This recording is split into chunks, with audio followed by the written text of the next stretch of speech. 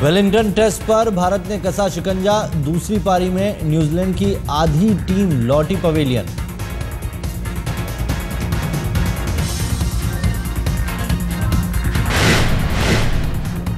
भारत की पहली पारी की बढ़त से न्यूजीलैंड अब भी काफी पीछे। आज खेल का है तीसरा दिन। दूसरी पारी में जहीर खान की घातक गेंदबाजी 28 रन देकर 3 बल्लेबाजों को भेजा पवेलियन। तेज गेंदबाज मोहम्मद शमी को एक सफलता, रविंद्र जडेजा को भी मिली एक कामयाबी। सीरीज में बराबरी के लिए भारत का मैच जीतना जरूरी। ऑकलैंड में पहले टेस्ट में 40 रन से जीता था न्यूजीलैंड।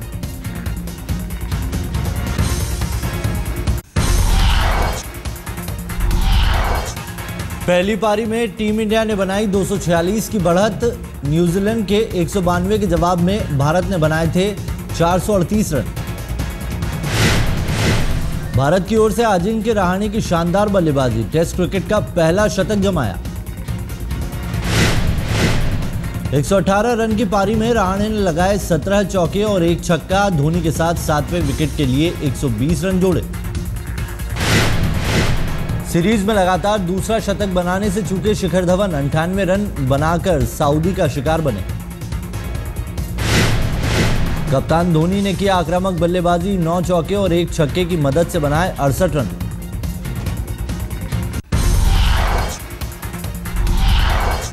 सलामी बल्लेबाज मुरली विजय ने एक बार फिर किया निराश, सिर्फ 2 रन बनाकर लौटे पवेलियन। न्यूजीलैंड में अब तक चेतेश्वर पुजारा का भी नहीं चला बल्ला, 19 रन बनाकर हुए out. Night watchman Ishant Sharma ने कीवी गेंदबाजों की नाक में किया दम। धवन के साथ तीसरे विकेट के लिए 52 रन जोड़े। विराट कोहली एक बार फिर बड़ा स्कोर करने से चूके, 38 रन बनाकर वैगनर का शिकार बने। पहली पारी में रोहित शर्मा का नहीं खुला खाता, रविंद्र जडेजा 26 रन बनाकर लौटे पवेलियन।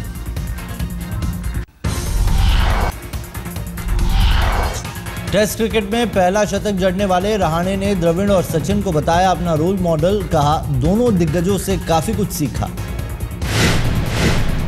रहाणे ने कहा, बचपन से राहुल द्रविड़ की बल्लेबाजी का हूं कायल। मैदान में और मैदान के बाहर उनसे काफी कुछ सीखा। रहाणे ने कहा, सचिन पाजी ने भी मेरा खूब बढ़ाया हौसला। अपने आखिरी 2 टेस्ट मैचों के दौरान कहा था, बेहतर खेलते रहो, तुम्हारा चांस भी आएगा। न्यूजीलैंड के दिग्गज बल्लेबाज मार्टिन क्रोव का बयान, अजिंक्य रहाणे में राहुल द्रविड़ की छवि देखता हूं। रहाणे ने अपने करियर के 5वें टेस्ट में ठोका शतक। डरबन में दक्षिण अफ्रीका के खिलाफ अपने तीसरे टेस्ट में 4 रन से शतक से चूके थे।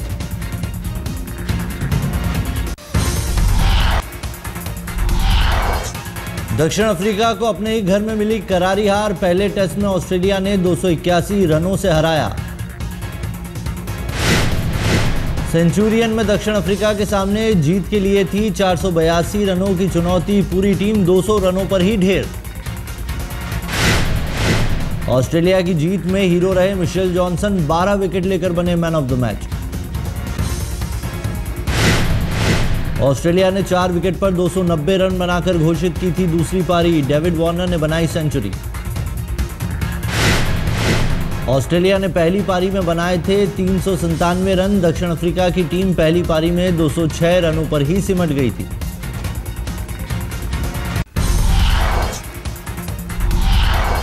दिल्ली में लगेगा राष्ट्रपति शासन, केंद्रीय कैबिनेट ने राष्ट्रपति से की सिफारिश। केंद्रीय कैबिनेट की राष्ट्रपति से सिफारिश, दिल्ली विधानसभा को रखा जाए निलंबित। पहली बार दिल्ली में लगेगा राष्ट्रपति शासन, ज्यादा से ज्यादा 6 महीने तक विधानसभा रहेगी निलंबित।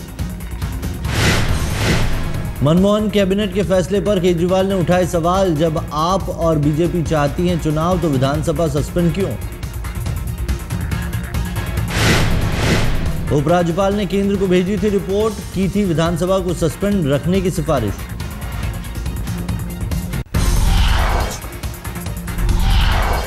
आम आदमी पार्टी की मांग, मनीष सिसोदिया बोले, दिल्ली में जल्द से जल्द होने चाहिए विधानसभा चुनाव। चुनाव हो। नहीं, हम तो चाहेंगे कि तुरंत चुनाव हो। हम तो दिल्ली की जनता के बीच जाके अब यही कहेंगे कि साहब ये राष्ट्रपति शासन को लेकर आपका हमला। सिसोदिया बोले बीजेपी और कांग्रेस मिलकर क्यों नहीं बनाती सरकार। राष्ट्रपति शासन को लेकर बीजेपी की टिप्पणी। सुधांशु त्रिवेदी बोले कांग्रेस और आम आदमी पार्टी की मिलीभगत। बात है कि हर व्यक्ति को दिख रहा है कि अगली केंद्र में सरकार भारतीय जनता पार्टी की श्री नरेंद्र मोदी के नेतृत्व में न बनने पाए। इस षड्यंत्र में कांग्रेस और केजरीवाल दोनों शामिल। विधानसभा निलंबित रहने तक दिल्ली में खुले रहेंगे नई सरकार बनने के रास्ते। उपराज्यपाल के विवेक पर होगा फैसला। सरकार बनाने की कोशिश कर सकती है बीजेपी। डॉक्टर हर्षवर्धन ने पहली बार दिए विचार के संकेत।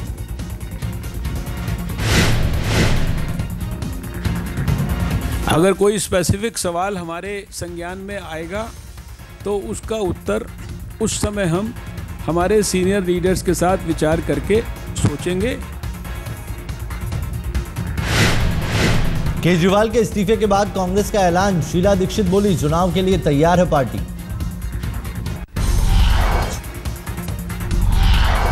आज दिल्ली में आम आदमी पार्टी की पीएसी की बैठक। लोकसभा चुनावों को लेकर लगातार दूसरे दिन माथापच्ची। चुनाव की तैयारियों पर चर्चा करेगी आम आदमी पार्टी। लोकसभा उम्मीदवारों को लेकर भी होगी बात। 332 सीटों पर लोकसभा चुनाव लड़ेगी आम आदमी पार्टी। संजय सिंह बोले भ्रष्टाचार के खिलाफ लड़ना प्राथमिकता।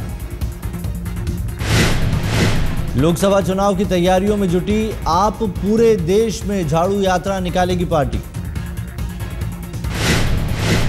करीब 2500 झाड़ू यात्रा करेगी आम आदमी पार्टी। झाड़ू चलाओ बेईमान भगा होगा अभियान का नाम।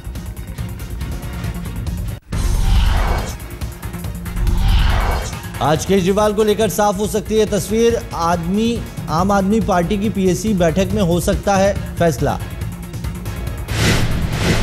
आज तक से बातचीत में बोले केजरीवाल पता नहीं लोकसभा चुनाव लड़ूंगा या नहीं।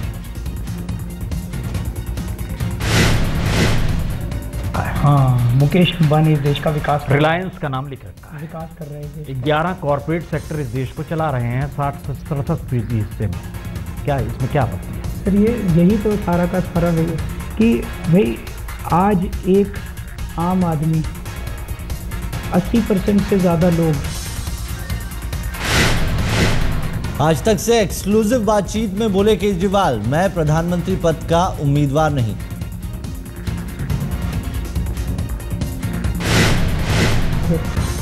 कैबिनेट में कोई शख्स लगता है? कौन सोचता है? आप खुद ही बताइए, आप तो इतने बड़े पत्रकार, कौन सोचता है इन देश के बारे में? कोई नहीं सोचता। ये लोग क्या सोच के फिर सत्ता में और क्यों? पैसा कमा, सत्ता से पैसा, पैसे से सत्ता, यही खेल चल रहा है। और आप इसे बदल देंगे? मोदी के खिलाफ चुनाव लड़ने से केजरीवाल ने नहीं किया इनकार। बोले जब वो दाखिल करेंगे पर्चा तब करूंगा फैसला।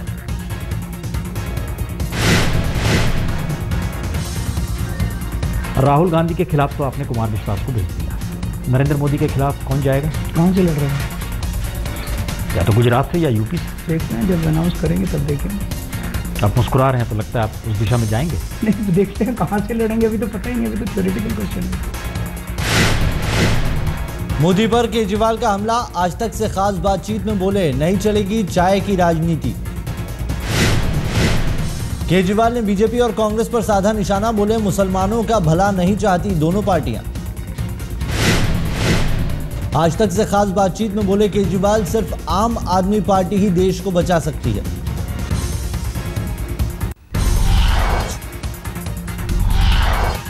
केजरीवाल के फैसले को चुनौती देने की कवायद शुरू। अंबानी के खिलाफ एफआईआर पर सुप्रीम कोर्ट जाएगी केंद्र सरकार। अंबानी और कांग्रेसी नेताओं के खिलाफ एफआईआर रद्द करने की मांग करेगी केंद्र सरकार। जांच पर रोक की भी करेगी अपील। केजरीवाल ने अंबानी, मोइली और देवड़ा के खिलाफ दर्ज करवाई थी एफआईआर। दिल्ली के एसीबी में मामला। केजरीवाल ने अंबानी, मोइली और देवड़ा के खिलाफ दिए थे जांच के आदेश। गैस में गड़बड़झाले का आरोप। केजरीवाल का हमला। अंबानी पर केस किया तो साथ आई बीजेपी और कांग्रेस।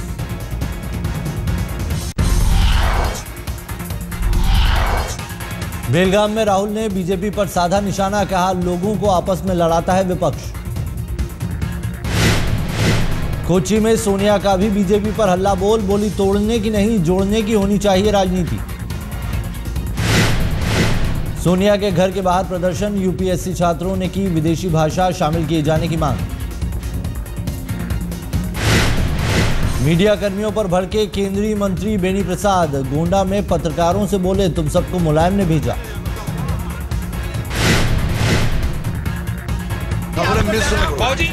अरे जाइए बाबूजी चाहिए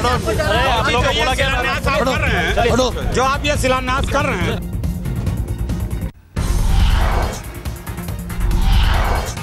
मोदी के चाय बैकग्राउंड पर कांग्रेस ने किया हमला, अहमद पटेल बोले चाय वाला नहीं बल्कि कैंटीन ठेकेदार थे मोदी। अहमद पटेल का हमला, ये पता लगाना होगा कि क्या सिर्फ चुनाव से पहले चाय बेच रहे हैं मोदी। अहमद पटेल का मोदी पर निशाना, कहा कुछ लोगों ने मुझे बताया कि मोदी ने कभी नहीं बेची चाय। अहमद पटेल बोले लोगों ने बताया कि चाय के ठेकेदार थे मोदी के चाचा, उन्हीं के साथ काम करते थे गुजरात के सीएम। अहमद पटेल ने आज तक से कहा अक्सर झूठ बोलते हैं बीजेपी के पीएम उम्मीदवार नरेंद्र मोदी।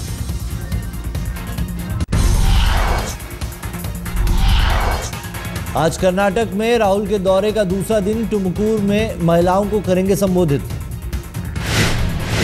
महिलाओं की रैली को संबोधित करने के बाद राहुल का रोड शो, टुमकुर से जाएंगे मैसूर। कर्नाटक दौरे के पहले दिन बेंगलोर में थे राहुल, सेंट्रल कॉलेज ग्राउंड पर छोटे बच्चों से की मुलाकात।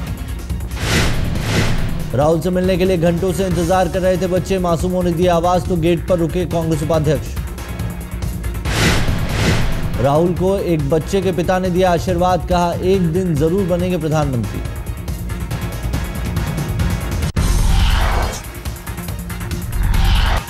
आज हिमाचल में मोदी की रैली, सुजानपुर में लोगों को संबोधित करेंगे बीजेपी के पीएम उम्मीदवार।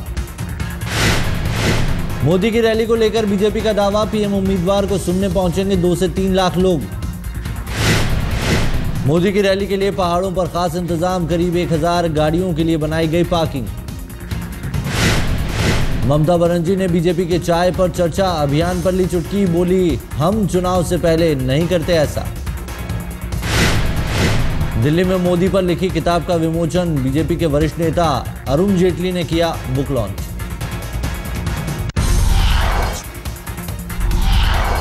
राकेश मारिया होंगे मुंबई के नए पुलिस कमिश्नर, सत्यपाल सिंह के इस्तीफे से खाली हुआ था पद।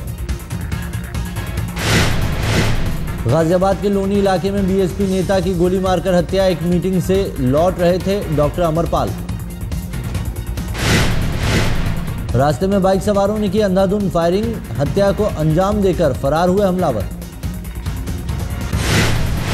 दिल्ली के जैतपुर में ट्रिपल मर्डर, एक परिवार के 3 लोगों की गोली मारकर हत्या।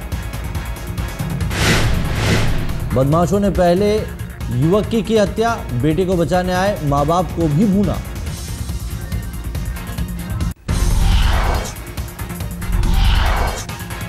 दिल्ली के जाफराबाद में 15 साल के लड़के की हत्या, बदमाशों ने चाकुओं से कूदा।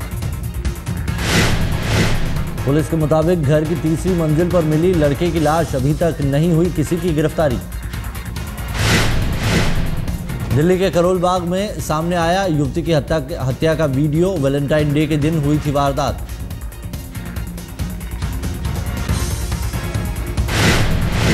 सीसीटीवी फुटेज में तेज कदमों से चलती दिख रही है लड़की, पीछा करता दिख रहा है एक शख्स।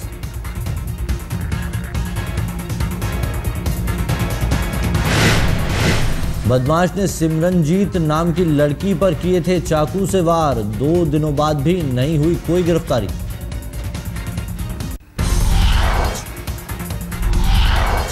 आज से आम लोगों के लिए खोला गया मुगल गार्डन, 1 महीने तक चलेगा उद्यानोत्सव।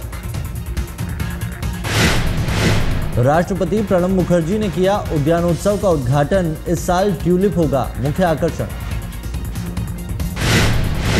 नीदरलैंड से मंगाए गए हैं ट्यूलिप, मुगल गार्डन में दिखेंगे करीब 5000 फूल।